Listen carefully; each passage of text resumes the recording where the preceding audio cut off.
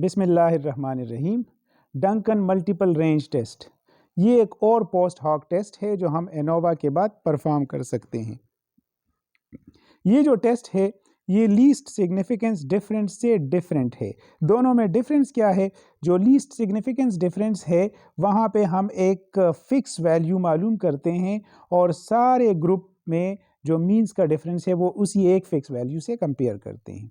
जबकि इसके मुकाबले में डंकन मल्टीपल रेंज टेस्ट जो है वो हर पेयर ऑफ मीन के लिए डिफरेंस हो सकता है depending on their position in the ordered array. इसका क्या मतलब है, आइए समझते हैं। ये इक्वेशन है डंकन मल्टीपल रेंज टेस्ट का। इस इक्वेशन को अगर आप देखें तो ये है DMR is equal to QP multiplied by MSE divided by R under root. अब जैसे आपको पता है कि MSE और MSW एक ही चीज़ है, तो ये वैल्यू हमें कहाँ से मिलती है? ये हमें एनोवा से मिलती है। R जो है इस केस में R is number of replicate which is 3 in our case, क्योंकि जो हमने डेटा लिया हुआ है उस डेटा में हर ग्रुप के अंदर 3 रेप्लिकेट्स है। अभी आगे हम जाके देखेंगे, ठीक है। और जो QP है ये असल में टेबल से हम एक वैल्यू रीड करते हैं और ये वैल्यू जो हम रीड करते हैं ये हम गिवन डिग्रीज ऑफ फ्रीडम को देखते हैं in comparison two degree of separation of the means in an order array. अब देखते हैं कि इसका क्या मतलब है। ये आपके पास मीन्स हैं, 3 मीन्स जो उस डेटा में हमारे पास थे वो 4, 5.6, 7 और 9 हैं। अब ये जो दो मीन है यानी 4 और 5.67 इनका डिग्रीज ऑफ सेपरेशन 2 है, यानी ये दोनों एडजेसेंट है तो इनका डिग्रीज ऑफ सेपरेशन 2 है। जबकि मीन 5.67 और 9 का भी डिग्रीज ऑफ सेपरेशन 2 ही है। इसके अलावा 4 और 9 जो मीन्स हैं इनका डिग्रीज ऑफ सेपरेशन 3 है, ठीक है। तो इसको हम कहते हैं degrees of separation in an ordered array और in an array of means. अब ये ऑर्डर्ड एरे का मतलब ये कि हमने ऑर्डर में किए हुए, यानी 4 सबसे छोटा है, फिर उससे बड़ा, फिर उससे बड़ा, ठीक है। अब इस वैल्यू को यानी डिग्रीज ऑफ सेपरेशन को इस्तेमाल करते हुए और डिग्रीज ऑफ फ्रीडम को इस्तेमाल करते हुए हम टेबल से QP की वैल्यू हर एक ग्रुप, हर एक पेयर के लिए अलग वैल्यू मालूम करेंगे। तो अब आप देखें कि डिग्रीज ऑफ सेपरेशन जो है वो इस केस में 2 है, इस केस में भी 2 है और इस केस में 3 है। जबकि जो डिग्रीज ऑफ फ्रीडम है, डिग्रीज ऑफ फ्रीडम बराबर होगा इस केस में n-k के। तो n जो है वो चूंकि टोटल डेटा 9 है और k जो है वो 3 है, तो इसलिए ये डिग्रीज ऑफ फ्रीडम 6 होगा। तो ये हम जाके टेबल से अब देखते हैं। इसके अलावा MSE जो है वो MSE बाई R, वो हम एनोवा वाला डेटा जो मालूम हमने किया था उसमें MSE की वैल्यू हमारे पास थी 0.79 और जब इसको आप 3 से डिवाइड करेंगे और फिर उसका स्क्वायर रूट लेंगे तो उससे 0.51 आता है।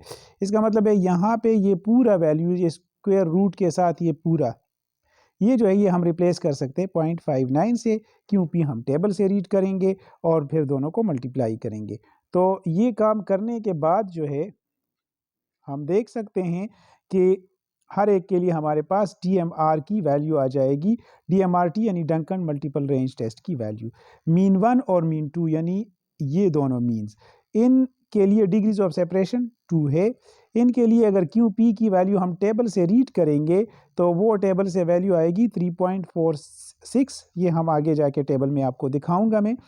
और फिर ये जो 3.46 है ये हम इस वैल्यू से मल्टीप्लाई करेंगे क्योंकि यहाँ पे ये आएगा 4.51 सॉरी, और ये वैल्यू हमने निकाल दी है मल्टीप्लाइड बाई 3.46।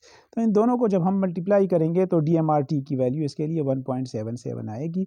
अब आप देखें कि ये DMRT की वैल्यू है। एक्चुअल डिफरेंस मीन 1 और मीन 2 का जब हम मालूम करेंगे यानी 5.67 से 4 निकालेंगे तो उसका रियल डिफरेंस ये आता है। This value is less than critical value, इसलिए इस केस में हम क्या करेंगे, H0 को एक्सेप्ट कर लेंगे। ये H0 है, इसको हम एक्सेप्ट कर लेंगे, ठीक है, और H1 को रिजेक्ट कर लेंगे। क्यों करेंगे? क्योंकि डिफरेंस जो है इन दोनों मीन्स के बीच वो क्रिटिकल वैल्यू से कम है, ठीक है।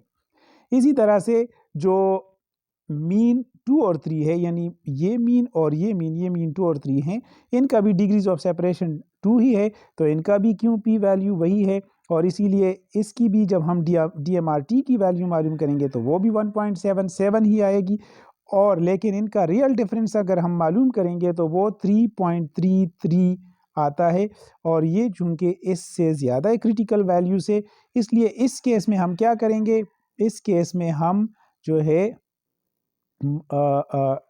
H0 को रिजेक्ट कर लेंगे और H1 को एक्सेप्ट कर लेंगे। यानी हम कहेंगे कि ये जो दो मीन है, मीन 2 और मीन 3, ये आपस में डिफरेंट हैं, ठीक है। इसी तरह से अगर आप मीन 1 और मीन 3 को देखें तो इनका डिग्रीज ऑफ सेपरेशन 3 है, और इसके लिए टेबल से जो हम वैल्यू रीड करते हैं वो थोड़ी सी ज़्यादा है।